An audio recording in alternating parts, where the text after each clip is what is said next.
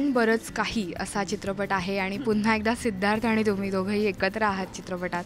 परत एक जनरेशनची ही कहाणी आहे, तर काय सांगाल हा चित्रपट काय? चित्रपटाचं नाव आहे अँड.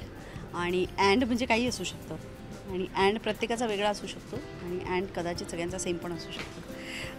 या चित्रपटातून 2 जनरेशन्समधल्या वेगळ्या नात्यांची गुंतागुंत सोडवण्याचा प्रयत्न केलेला आहे आणि I am extremely excited about this film.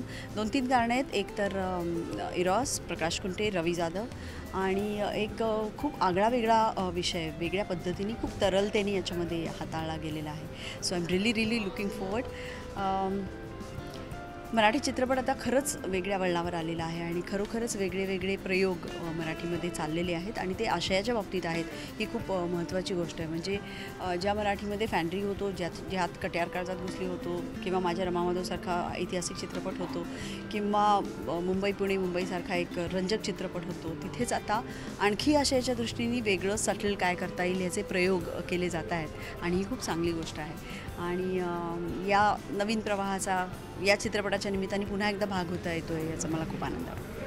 आजचा सीन एकंदर काय?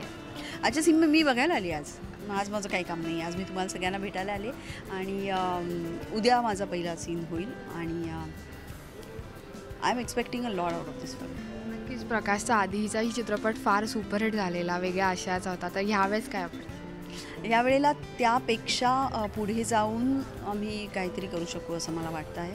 कारण कॉफी आणि बरंच काहींनी प्रकाशला एक नवीन प्रेक्षक दिलेला आहे. त्याच्याकडनं वेगळ्या अपेक्षा आहेत लोकांच्या आणि with this production house, with this producer, with this cast, I am sure he is going to make another hit. Thank you so much. My pleasure.